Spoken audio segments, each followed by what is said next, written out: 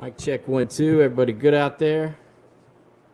Hope everyone had a good weekend. Welcome to Coach Pruitt's Monday press conference. Coach will make an opening statement. Then, as usual, we'll take questions. Hit the raise your hand function, and we'll call on you. Coach.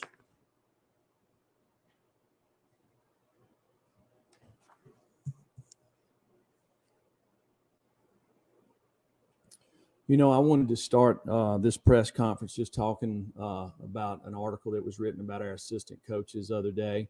And I want to say this, when you talk about contracts, the situation is fluid. And, you know, I know the men that are in this building. I know where their heart's at.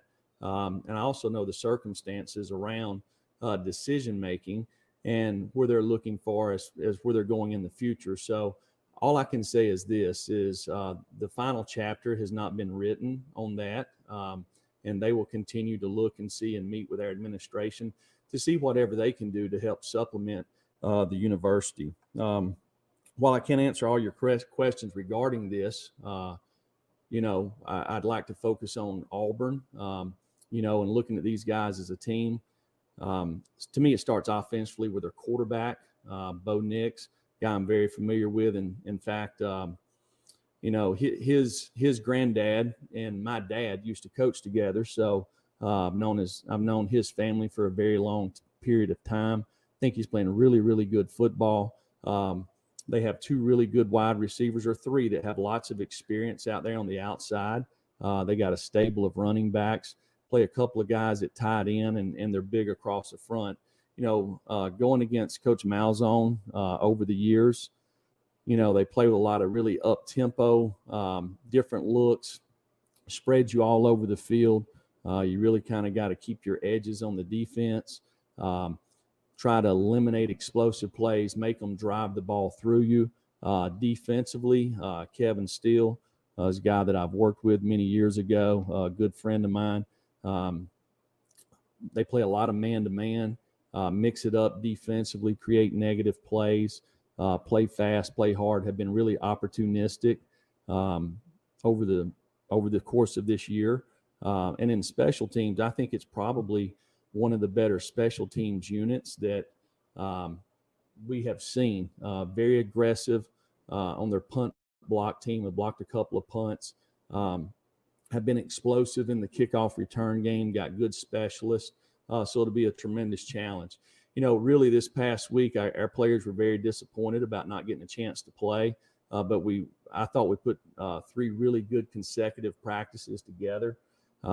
Really good for our quarterbacks. I thought Harrison Bailey had a really good week along with Maurer and JT. And it was good to get Jimmy Callaway, Jimmy Holiday, Malachi Wideman, to get those guys extra reps there and just let them start understanding how to run the routes against certain coverages, you know. So if you're going to run a steep route, a 10 to 12 yard comeback, you know, if it's cover 2, you obviously want to convert it. Just the details of having to do it. Just to me, being able to have a chance for T and Coach Chaney to really kind of put their hands on these guys and coach them up, I thought was really good from a throw game standpoint. It's a chance for us to get healthy. And I feel like that our football team going into this week is probably as healthy as it's been in a while. So with that, I'll take any questions. We'll start with Rick Russo, then go to David Pascal. Hey, Jeremy, just curious, from a managerial and coaching standpoint, how difficult has the last couple of weeks been, especially with last week being postponed? Well, when we came back, well, really to start, excuse me, when we went home, I think it was March the 12th was the date. It's been, you know, everything changes daily, right? So there's lots of unknowns. Just really trying to adapt. And there's nothing that you can go back and draw from, you know, so there's no history books on COVID. So it's all first times. I think it's been very important for our staff. You know, we've really done a lot of quality control and documentation about how some of the things we did during March, April, May, June, just so we can go back and look at it, because we don't know, this might be the norm for next year too. So it's not like this is going to go away anytime soon. But so it has changed, but we've tried to adapt and provide the leadership for our players, so we can get the most out of them. And I know for those guys, that's the one thing I'm frustrated for a lot of these guys, because their circumstances change quite frequently, and it's something out of things that they have no control over. So, but guys have a great attitude. They're working hard, and so they're excited to give a chance to play this week. Jeremy, after the Auburn-Georgia game in early October, Kirby said that was not a Gus Malzahn offense. That was a Chad Morris offense. I didn't know if you've seen differences between what Chad's done compared to what Gus likes to do without giving away trade secrets. Well, to me, they're very. I coached against Chad when he was at Clemson, and so they kind of come from the same family of offensive football. So there is some familiarity there. I probably see some of the things that Kirby probably was talking about, maybe because we have lots of history, right? So I'm sitting there, Coach Ansley's showing tape yesterday to the players, and I'm sitting there looking, and I'm trying to figure out what year this video actually was, and it's like 2013, so but we have lots of history, and I will say this: there's you can see that Chad has his thumbprint on it, maybe more so than Gus, but there's still a lot of things and flavor that shows up that's it's still Gus Malzahn's offense. I wanted to ask you about the game 2 years ago. Obviously, y'all had trouble running the football down there, but the way Jarrett played, and I think y'all converted like 10 third downs, and it seems like a lot of them were third and long. Was that, given the magnitude and beating a top 25 team on the road, is that as good of a performance as Jarrett's had? Well, he played really good that day. You're right, we couldn't run the ball. We couldn't block them up front. They had a very good defensive front, and I felt like our wide receivers made a lot of plays that day. Our O-line held up in protection enough for us to get the ball out. It was very typical. I think the score might have been 17-0. I might be wrong there, but kind of had a history there playing against Auburn that seems like if you can get through the first couple of drives, they play so fast, and just getting accustomed to playing them. I was telling the defensive guys yesterday, if you look, the teams that kind of play Auburn every year have more familiarity with how the offense is run, and teams that don't play them every year seem to struggle. So it's important to understand what Auburn tries to do philosophically on offense, and we've really worked hard yesterday to kind of get that ingrained to our defensive players. Risa Walker, then David. Yeah, Coach, with how the SEC has tried to add an extra day for makeup games at the end of the year, how confident are you that you'll be able to get the full 10 games in this season after what we saw last week? And then this morning, the Ole Miss A&M game has now been postponed. Or do you just take this the rest of the season day by day and hope to finish at this point? Well, obviously we can't predict the future. I believe we all knew when we started this, players, coaches, there was no guarantees. So, that's why I've been really proud of our football team, the way they go to work, the way they've stayed positive, and through the circumstances, right? So I think it says a lot about them as people and about their character. And I know they're excited about the opportunity this Saturday. So hopefully we'll get a chance to play. David. Jeremy, on the pay cuts, was that something your assistants had brought to you to discuss, or were those decisions kind of made independently on their own? Yeah, David, I wasn't going to really talk about it, but with this whole thing, the communication and, during the middle of the season, I did not specifically sit down with any assistant coach. I knew that they were being approached about it. I didn't know the outcome until Blake wrote the article on Friday. So, and what Blake wrote was factual, right? So, but I do believe, like I said before, that the final story has not been written there yet. So it's a fluid situation, and with contracts, things change. So there'll be opportunities, to make adjustments as we as we move on. Brent Holmes and Mike Wilson.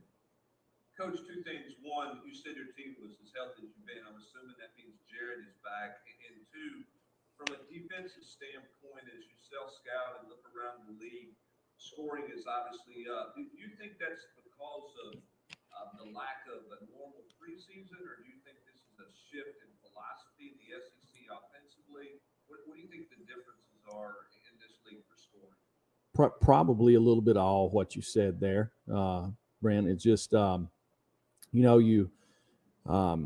there's lots of really, really good players playing this game right now. There's quarterbacks that are prepared coming out of high school that can get people the ball out there in space. And, if you're committed to getting the ball out on the perimeter and you've got good players out there, lots of times you ain't got to block all the big guys up in front, right? So when you line up and run inside zone and you're going to run it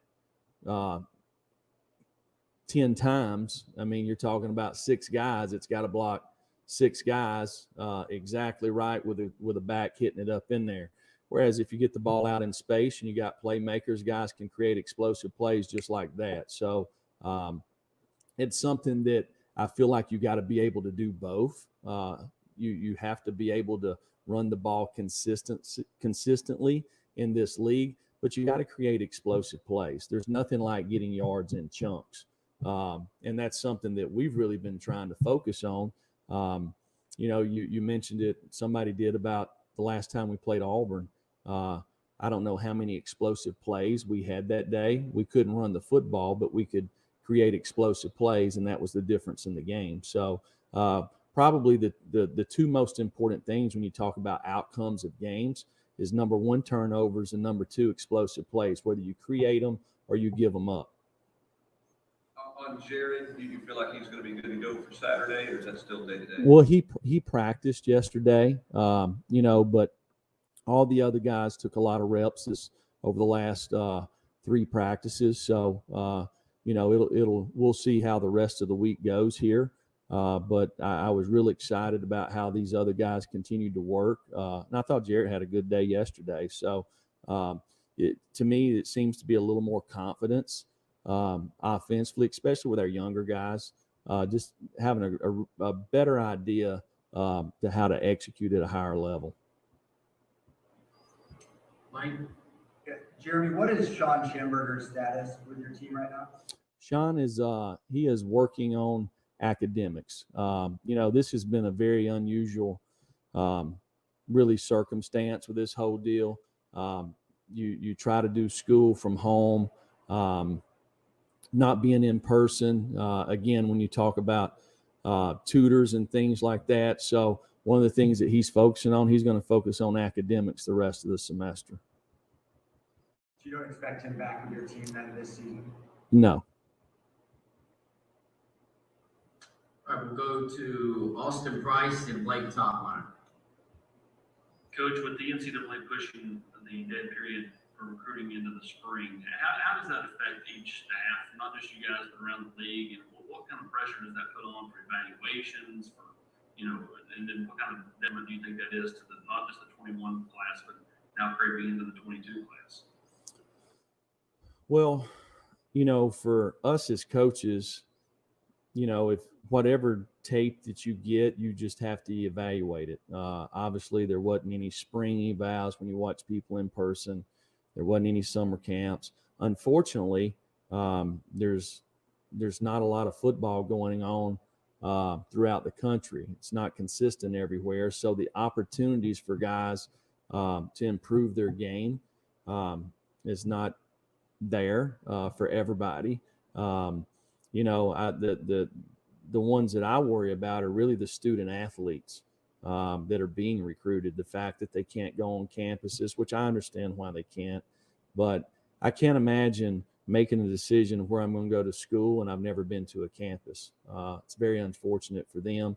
I don't have the answer for it. I wished I did, but we as a staff have really worked hard to build relationships and do the best that we can to take Knoxville and the University of Tennessee to wherever that may be, by Zooming, online, videos, whatever means necessary. Jeremy, you opted to forego a raise this season, and it's my understanding you were not asked to take a pay cut.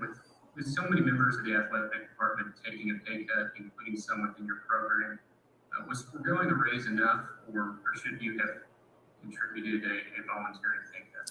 Well, we're in the process of we're appealing the NCAA because everybody that's under the football program, I don't know exactly how many numbers that had to take pay cuts.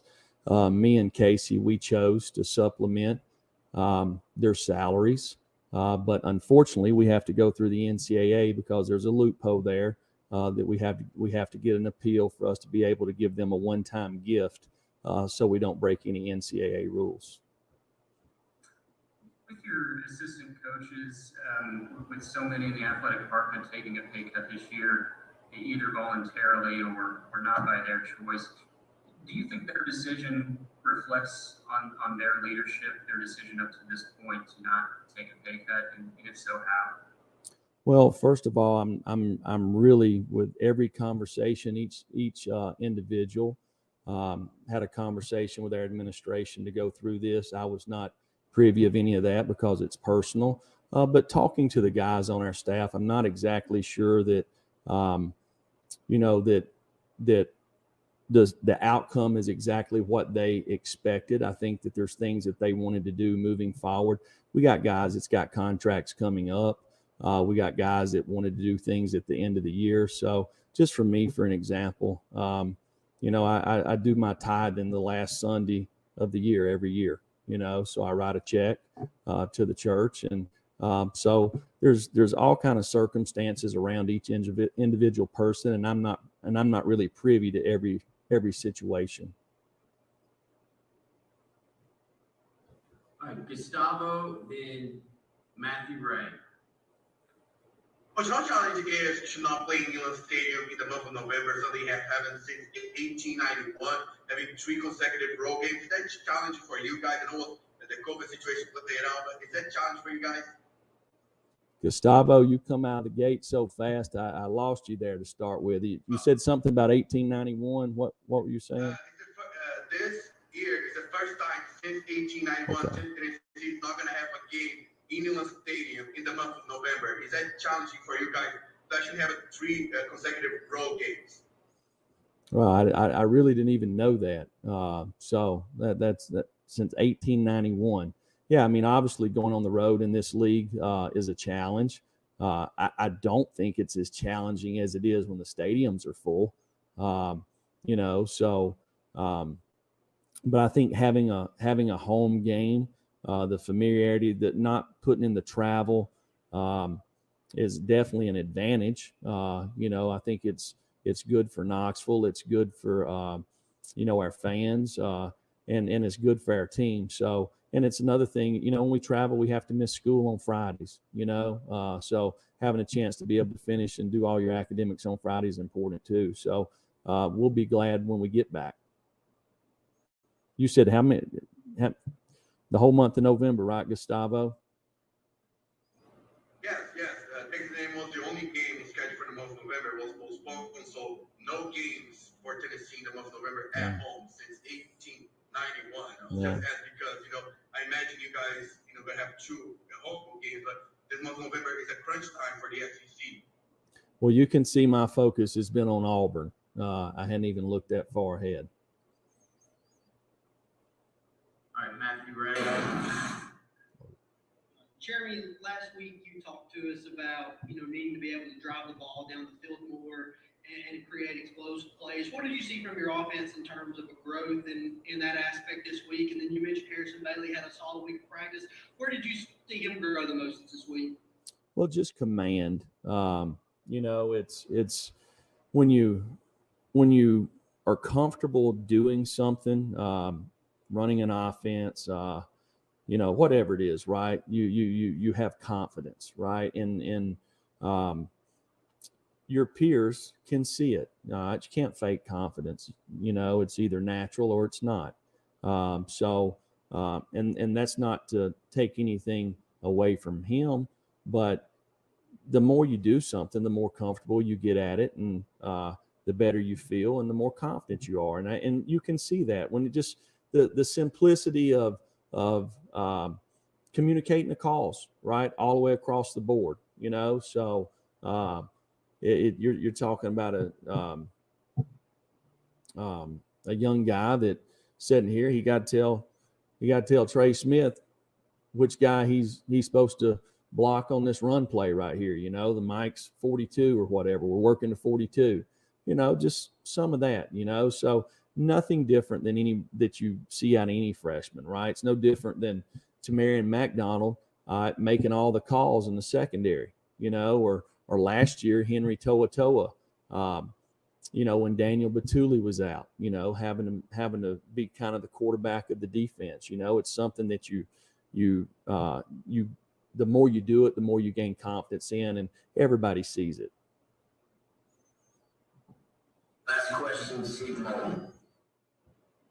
Coach, to Auburn's offense, I'm wondering what you've seen out of their wide receiver core. I know they like to use JJ as well out of the backfield, but specifically Seth Williams. What have you seen out of his development, Coach? Well, Seth's from Tuscaloosa there, and I was very familiar with him coming out of high school. He's a really, really good athlete, good basketball player. He's a guy that's really never covered. When I say that, you can have him covered, but you can tell that Bo has a lot of confidence in him. He throws the ball to him, and he goes and gets it. He can high point the ball. He creates yards after the catch. He's a tough out on one-on-one coverage, right? And then you throw in the mixture of the other guys they got. The Schwartz kid is the fastest guy in the country. I remember in high school going down and watching him run on the track. Just one day I'm watching him and another young man, just practice track during recruiting, and I'm just seeing him run by. I mean, this guy can fly, and he's really developed into a really good football player. So they've got some really nice weapons at wide receiver and at running back, and they do a nice job finding a way to get these guys the ball. Defensively, Auburn's coming off their best performance against LSU. What kind of development have you seen from Auburn defensively, Coach? Well, just, really because my relationship with Coach Steele, no different than a lot of teams across the country. Circumstances change every week. Obviously they've had some guys in, some guys out. Looked like that that week they had more guys in, probably more that were healthier. And then you just talk about if you got a young group of guys, just the consistency, in the circumstances that we're all well aware of. I think it's probably affected a lot of teams. And I know just talking to Kevin, he's talked about that just between me and him. So they played really well, I thought, against LSU. And I expect them to play really well against us. Thank you very much for now. Players in that room. Is that it? That's it.